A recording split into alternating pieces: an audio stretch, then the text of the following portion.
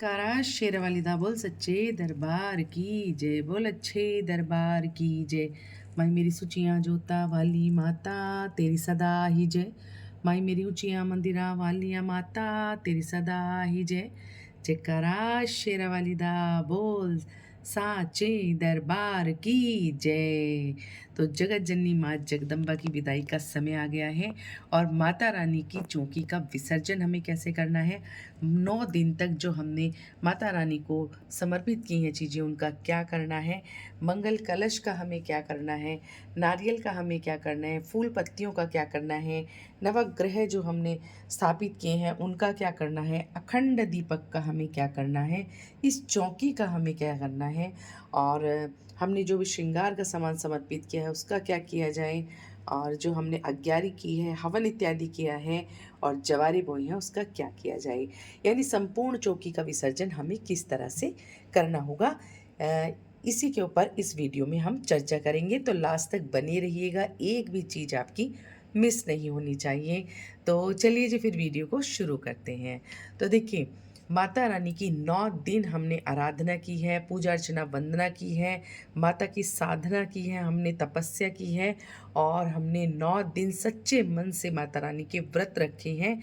हमने दुर्गा सप्तशती का पाठ किया है, कीलक स्रोत अगला स्रोत का पाठ किया है, दुर्गा देवी के 32 नामों का 108 नामों का हमने पाठ किया है, मंत्र जाप किए हैं, माला हमने जाप की है और सिद्धियाँ हमने मतलब बहुत सारी हमने ऐसी पूजा की है, हमने बहुत सारे मंत्रों का जाप किया है।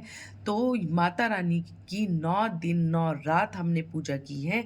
तो उसकी वजह से ये पूजा अर्चना वंदना करने से इस चौकी पर रखा हुआ एक एक सामान अभिमंत्रित हो गया है। यानी जितनी भक्ति श्रद्धा भाव के साथ में हमने चौकी की स्थापना की थी, एक एक सामान की, एक एक फूल की हमने स्थापना की थी, उसी प्रकार से उतनी ही भव्यता, उतनी ही सुंदरता, उतनी ही श्रद्धा के साथ में हमें एक एक चीज़ का विसर्जन करना चाहिए। विसर्जन बहुत ही सावधानी से हमें करना चाहिए। कोई भी चीज़ हमारे पैरों में नहीं आनी चाहिए, इधर उधर नहीं जानी चाहिए। इस चीज़ का हमें विशेष और विशेष ध्यान रखना है। माता रानी 9 दिन तक हमारी साधना से प्रसन्न हुई हैं, वो निश्चित ही प्रसन्न हुई होंगी क्योंकि भक्तों ने बहुत ही मन से, बहुत ही प्रेम से, बहुत ही जतन से माता रानी को मनाया है। तो फिर कैसे करना है हमें विसर्जन। तो देखिए, आपने अष्टमी पे कन्या पूजन किया है या फिर नवमी पे कन्या पूजन किया है, चौकी का विसर्जन आपको 10वीं तिथि पर ही करना चाहिए क्योंकि देखिए इसका नाम है नवरात्रि। यानी 9 रात्रि हमने पूजा की है, 9 दुर्गा माता रानी की हमने पूजा की है और 9वीं शक्ति माँ सिद्धिदात्री हैं, तो उनका भी हमें पूजन करना है। अगर अष्टमी पे आपने कन्या पूजन कर दिया है तो भी आपको पूरे दिन माता की भक्ति करनी है, शाम की जोत बत्ती भी करनी है और नवरात्रि में 9 दुर्गा माता रानी 9वीं शक्ति माँ सिद्धिदात्री की भी आपको पूरे विधि विधान से पूजा अर्चना वंदना करनी है। आपको मंत्र जाप करना है, माला जाप करना है, आपको उसी तरह से सप्तशती अपनी संपूर्ण करनी है। सभी तरह से जो भी आप पूजा करते थे, डेली की जो आप पूजा करते थे, अग्यारी करते, वो सब आपको करना है। नौमी की सुबह भी आपको पूजा करनी है, उसी प्रकार भोग इत्यादि लगाना है। माँ सिद्धिदात्री को तिल का भोग लगाया जाता है, तो तिल से बनी हुई चीज़ का आपको भोग लगाना है। रात की पूजा भी आपको इसी प्रकार से करनी है। और दशहरे की सुबह पर हमें सबसे पहले माता की सूक्ष्म पूजा करनी है। माता रानी की जोत बत्ती आरती आराधना करनी है, उनका भोग लगाना है और हाथ में पुष्प और चावल लेकर के पूरी मतलब वो माता को इस तरह से माता को ऐसे समर्पित करना है, चावल और थोड़ा सा फूल लेके समर्पित करना है। और माता से आपको सबसे पहले आपको अपने पूजा में की हुई गलतियों की क्षमा याचना करनी है। तो क्षमा याचना कैसे करनी है।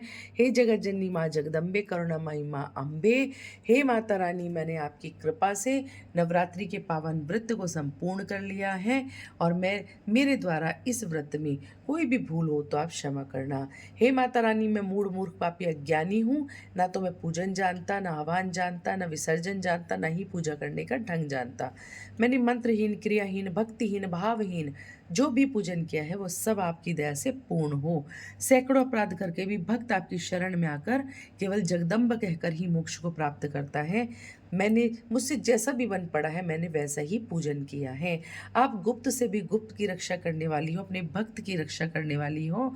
मुझ दीनहीन से अगर इस नवरात्रि के पावन व्रत में कोई भी भूल बन पड़ी है, छोटी सी भी भूल बन पड़ी है, या मेरे परिवार से कोई भूल बन पड़ी है, तो आप मुझे अपना बच्चा समझकर क्षमा कर देना, अपना दास समझकर क्षमा कर देना, अपने चरण का याचक समझ के क्षमा कर देना, और मेरे द्वारा किए हुए छोटे से छोटी और बड़ी से बड़ी इस पूजा को आप स्वीकार करना। मतलब जैसी भी मैंने पूजा की है, चाहे छोटी चाहे बड़ी, चाहे मतलब विधि विधान से की है, चाहे मैंने कैसे भी की है, आप इसे स्वीकार करना और मेरी गलतियों को क्षमा करना, इस तरह से कहना है आपको। और फिर आपको सबसे पहले इस चौकी को थोड़ा सा हिला देना है, अपनी जगह से आपको हिलाना है, और हिला करके आपको माता के मंत्रों का जाप करना है। ओम सर्वमंगल मांगल्ये शिवे सर्वार्थ साधिके शरण्ये त्र्यंबके गौरी नारायणी नमस्तुते, ओम एम क्लीम चामुंडाय विच्छे, इस तरह से मंत्रों का आपको जाप करना है। तो सबसे पहले आपको चौकी को हिलाना है, उसके बाद आपको नवग्रह को हिलाना है, और नवग्रह को हिला करके आप उनको कहिएगा कि मेरे 9 दिन की पूजा में आप यहाँ पर विराजमान थे, अब ये पूजा संपन्न हो गई है, कृपा कर आप अपने लोक को पधारिए। तो इस तरह से आपको ये सुपारी यहाँ से उठा देनी है। तो इन सुपारियों का आपको बाद में क्या करना है, देखिए इन सुपारियों का आप विसर्जन भी कर सकते हैं, या फिर आप इनको अन्य पूजा में काम ले सकते हैं। मतलब इनको आप पंडित जी को भी दे सकते हैं, या फिर आप इनको विसर्जित कर सकते हैं, या फिर आप इनको गंगा जल का छींटा लगा के थोड़ा सुखा करके रख लीजिए, आपको ये दोबारा से काम आ जाएंगी पूजा में। उसके बाद में आपको गजानन गणपति को उनके स्थान पर पहुंचाना है। आपने ये जो जनेऊ धारण कराया है, इस जनेऊ को आप पंडित जी को दे दीजिएगा। जो फूल और आपने दूर्वा समर्पित की है, ये विसर्जन में जाएंगी। और गणेश गजानन से कहिएगा, हे गणेश गजानन, आप रिद्धि सिद्धि के साथ इस घर में विराजमान हो जाइए और हम पर कृपा बरसाइए। गणेश गजानन को, लक्ष्मी मैया को कभी भी विसर्जित नहीं किया जाता, इस बात का ध्यान रखिएगा। फिर हमें क्या करना है, हमें मंगल कलश को थोड़ा सा हिला लेना है। अब हमें सबसे पहले जो हमने मंगल कलश पे फूल इत्यादि समर्पित किए थे, इन फूल इत्यादि को हमें विसर्जन में डालना है। मतलब हमें एक थैली बना लेनी है, सारे विसर्जन का सामान उसी पे ही हमें इकट्ठा करना है। तो फिर उसके बाद देखिए प्रश्न आता है कि हम इस नारियल का क्या करें। तो बहुत दुविधा का विषय है, बहुत ही तरह से इस पे चर्चा होती है कि क्या किया जाए नारियल का।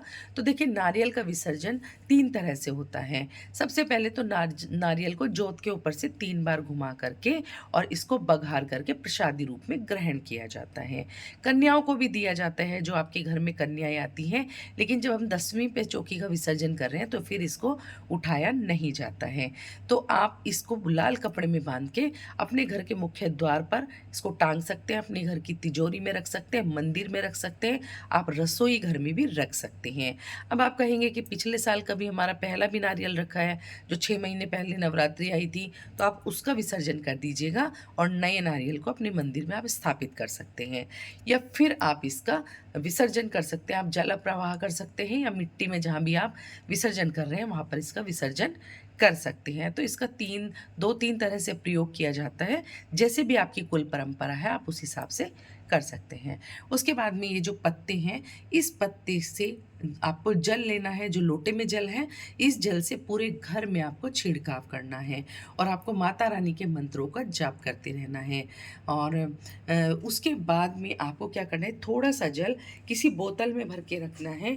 आपके घर में कभी भी पूरे साल में कोई निगेटिव एनर्जी आपको फील हो, आपको लग रहा है बच्चे कहना नहीं मान रहे हैं, या कोई हमारा काम अटक गया है, घर में कोई बीमारियां बन रही हैं, या क्लेश बन रहा है, या समस्याएं हैं, या कुछ भी है, तो आपको जब भी निगेटिविटी अपने घर में महसूस हो तो इसको आप छिड़कते रहिएगा जल को, और अगली नवरात्रि में आप फिर से नया जल भर लीजिएगा, पुराने जल का विसर्जन कर दीजिएगा। अब उसके बाद में जो जल के अंदर सामग्री निकलती है, तो देखिए वो सभी सामग्री आपको यूज़ करने लायक नहीं रहती है। तो आप जो सिक्का है उसको पोंछ के सुखा के लाल कपड़े में बांध के माता के आशीर्वाद स्वरूप अपने घर की तिजोरी में रख लीजिएगा, और बाकी सामान का आपको विसर्जन करना है। जो कलश में जल है, इस जल को आप किसी पौधे में विसर्जित कर दीजिएगा। लेकिन आपको सूर्य देव को इससे अर्घ्य नहीं देना होता, क्योंकि हमने 33 कोटि देवी देवताओं का इसमें आह्वान किया है और ये अन्य देवताओं को भी समर्पित हो जाता है। सूर्य देव को बिल्कुल ताज़ा जल दिया जाता है, सूर्य देव के नाम से अलग से जल दिया जाता है, तो इस जल को आप सूर्य देव को ना दें। इस चीज़ का आपको विशेष ध्यान रखना है। और मैंने आपको बता दिया पूरे घर में आपको छींटा देना है, सभी घर के सदस्यों के ऊपर आपको इसका छींटा ज़रूर देना है। तो आपको इस तरह से करना है, जो नीचे इसके चावल हैं, इन चावलों को एक कटोरी में इकट्ठा कर लीजिएगा और जितने भी हमने चावल इस पटरे पे यूज़ किए हैं, वो सभी चावल हमें पक्षियों को डाल देने चाहिए। तो आपको इस तरह से कलश का विसर्जन करना है। फिर हमें इस जवारों को थोड़ा सा अपनी जगह से हिला देना है और हिलाने के बाद में इसमें से थोड़े से जवारे निकाल करके माता के श्री चरणों में आपको समर्पित करने हैं। और माता रानी से कहिएगा, जिस प्रकार ये जवारे हरे भरे हुए हैं, वैसे ही मेरे जीवन भी हरा भरा हो जाए, मेरा घर भी हरा भरा हो जाए, मेरा घर भी धन धान्य से परिपूर्ण हो जाए, आप आशीर्वाद दीजिएगा। और फिर ये जो जवारे हैं, इन जवारों से दशहरे की पूजा की जाती है। दशहरे पर इनकी जो मटकियाँ होती हैं उनके ऊपर रखा जाता है, जो हम राम जी बनाते हैं उनके कानों पे रखा जाता है, और बहुत जगह बहनें अपने भाइयों के कानों पर रख के उनके उज्जवल भविष्य की कामना करती हैं, उनकी सुरक्षा की कामना करती हैं, और भाई बदले में उनको गिफ्ट देते हैं, पैसा देते हैं, उपहार देते हैं। तो बहुत सारी जगह ऐसा भी होता है। तो उसके बाद में जो थोड़े से जवारे हमें लेकर लाल कपड़े में बांधकर माता के आशीर्वाद स्वरूप अपने घर की तिजोरी में, बच्चों के स्कूल के बैग में, बच्चों की स्टडी टेबल में, अपने घर के भंडार घर में, रसोई घर में, जगह जगह पर इसको रखना चाहिए। और बाकी जो मिट्टी और जवारे होंगे उन्हें हम अपने घर के मतलब किसी बाल्टी में घोलकर, फिर उसको जो जवारे आ जाएंगे ऊपर, उसको जवारों को सुखा करके आप खाद बना के पौधों में डाल सकते हैं, या फिर सभी चीज़ों को आप गमलों में विसर्जित कर सकते हैं। तो इस तरह से आपको जवारे हिलाने हैं, उनका विसर्जन करना है।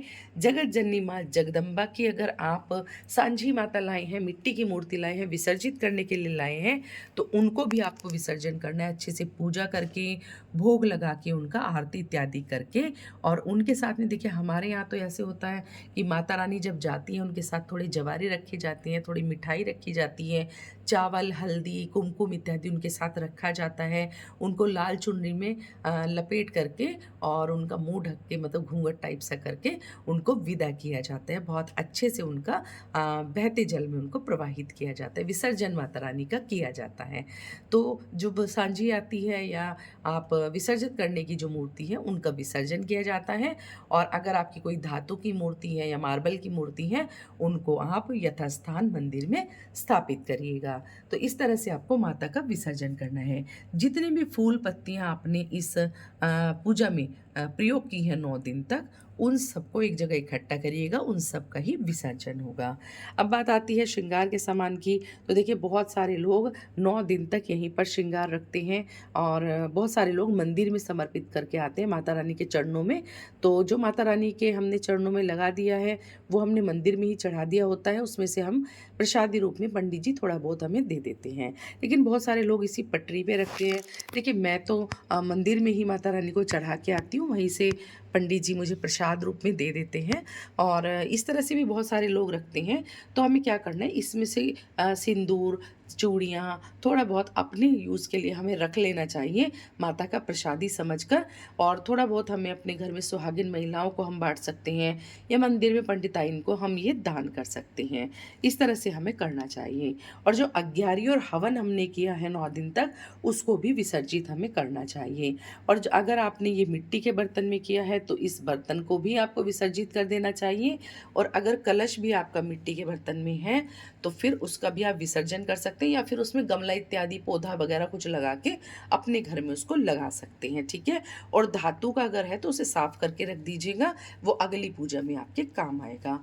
और जितने भी आपने यहाँ पर आम के पत्ते लगाए हैं, जितने भी पत्तों से आपने डेकोरेशन किया हुआ है, वो सभी के सभी यहाँ पर विसर्जन में जाएंगे। तो इन सब को आपको विसर्जित कर देना चाहिए, सभी चीज़ों को। अब आती है बात कि अखंड दीपक का हमें क्या करना है। तो देखिए, ये अखंड दीपक हमारी पूजा का साक्षी है। 9 दिन 9 रात हमने पूजा अर्चना वंदना आराधना की है, तो अखंड दीपक पूरी 9 रात्रि जलना चाहिए। मतलब नौवीं तिथि पर आपको इतना घी भरना चाहिए कि बस ये दशमी की पूजा तक प्रज्वलित रहे। यानी दशमी की तिथि पर जब हमने माता रानी का पूजन किया, माता रानी का हमने विसर्जन किया, चौकी का विसर्जन किया, तब तक हमारा दीपक जलना चाहिए। उसमें इतना घी आपको रखना चाहिए। उसके बाद में ये दीपक स्वतः ही शांत हो जाता है। इस दीपक को आपको खुद से नहीं शांत करना है, ये खुद ही शांत हो जाएगा। अगर तब भी इसमें थोड़ा घी बच जाता है तो आपको यहाँ से इसको उठा करके अपने मंदिर में दूसरी जगह इनको रख लेना चाहिए, और यहाँ पर अपने आप ही दीपक शांत हो जाते हैं। आपको बिल्कुल भी इन्हें अपने हाथों से नहीं मतलब इनको शांत नहीं करना है, ये खुद ही शांत हो जाएंगे। और ये लाल कपड़ा जो आपने पटरे पर बिछाया, अगर आपने दान के लिए बिछाया है तो इसका दान कर दीजिएगा, नहीं तो इसे झाड़ कर साफ करके धो के रख लीजिएगा, अगली पूजा में ये आपके काम आएगा। और जो ये पटरा है जिस पर आपने माता रानी स्थापित की थी, इस पटरे पर आपको हल्दी कुमकुम से स्वास्तिक बनाना है और फिर यहाँ से ये पटरा आपको हटाना है। तो इस तरह से आपको माता का श्रद्धा भक्ति पूर्वक भाव पूर्वक चौकी का विसर्जन करना है, और माता रानी से अगले नवरात्रि में सुख शांति पूर्वक आके हमारे घर में माता रानी निवास करें, माता रानी अपने भक्तों पर कृपा करें, ऐसा हमें माता रानी से आशीर्वाद प्राप्त करना है। तो माता रानी का विसर्जन जो है वो बहुत ही सुंदर तरीके से होना चाहिए। देखिए, बहुत जगह मैं ये देखती हूँ कि देखिए, मैं भी पहले सांची रखती थी, यानी कि जो सांची माता मिट्टी की होती हैं वो रखती थी, पर उनका विसर्जन बहुत अच्छे से नहीं हो पाता था, तो मेरा बहुत ही मन परेशान हो जाता था। क्योंकि दशहरे पे पहले माता का विसर्जन होता है, उसके बाद ही दशहरे की पूजा की जाती है। दशहरा हम तभी बनाते हैं जब माता रानी का विसर्जन हो जाता है। तो मेरा जो है विसर्जन ऐसे में नहीं होता था, क्योंकि आसपास कोई नदी तालाब इत्यादि नहीं है, और मिट्टी की मूर्तियाँ माता की मिलती नहीं थी, पीओपी की मिलती थी, तो फिर वो विसर्जित घर पे नहीं हो पाती थी। तो फिर मैं इसलिए बहुत ही परेशान रहती थी कि जब कोई जाएगा, उसके चक्कर में ना कई 2-3 दिन तक विसर्जन हो ही नहीं पाता था, बस उनको थैले में करके रख दिया जाता था। तो वो चीज़ें मुझे बिल्कुल भी अच्छी नहीं लगती थी। तो इसीलिए मैंने अब अपनी माता रानी ले आई हूँ, तो परमानेंट मैं इन्हीं माता रानी को रखती हूँ, इन्हीं को चौकी पे स्थापित करती हूँ, और इन्हीं का फिर मैं बाद में विसर्जन कर देती हूँ। मतलब विसर्जन इस पटरे से उठा करके मंदिर में वापस स्थापित कर देती हूँ।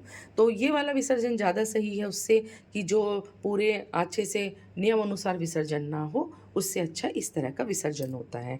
मुझे ऐसा लगता है कि अगर हमने पूरी श्रद्धा भक्ति भाव से पूरे नियम से पूजा की है, तो विसर्जन भी पूरे श्रद्धा भक्ति भाव से पूरे नियम से होना चाहिए। बहुत सुंदर तरीके से विसर्जन होना चाहिए, एक भी चीज़ का अपमान नहीं होना चाहिए। अगर आपने कोई भी दक्षिणा इत्यादि रखी है तो वो आप मंदिर में पंडित जी को दान स्वरूप दे सकते हैं, या किसी कन्या को दे सकते हैं, ज़रूरतमंद को दे सकते हैं। तो इस तरह से हमें माता की चौकी का विसर्जन करना चाहिए, और विसर्जन हमेशा दसवीं तिथि पर ही करना चाहिए, उससे पहले हमें विसर्जन नहीं करना चाहिए। बहुत जगह मैंने देखा है कि अष्टमी पूजी और फिर माता की चौकी का विसर्जन कर दिया। तो भाई, नवरात्रि का क्या मतलब हुआ, नवरात्रि का क्या मतलब हुआ? नवरात्रि माता हमारे घर में रहनी चाहिए, नवरात्रि हमारा अखंड दीपक जलना चाहिए, और सिद्धिदात्री मैया की पूजा करके ही समस्त फलों की सिद्धि हमें प्राप्त होती है। यानी जो भी हम माता से मांग रहे हैं वो सब हमें सिद्धिदात्री मैया सिद्धिदात्री मैया प्रदान करती हैं। तो देखिए जी, इस तरह से चौकी का विसर्जन कैसे किया जाता है, एक एक सामान का विसर्जन कैसे किया जाता है, वो सब मैंने आपके साथ इस वीडियो में शेयर कर दिया है। तो अगर माता की चौकी के विसर्जन का ये वीडियो आपको पसंद आया है तो ज़रूर से लाइक कमेंट शेयर कीजिएगा। चैनल में नए हैं तो चैनल को सब्सक्राइब कीजिएगा। मिलते हैं नई वीडियो के साथ, तब तक के लिए जय माता दी। जयकारा शेरा वाली दा बोल, सच्चे दरबार की जय।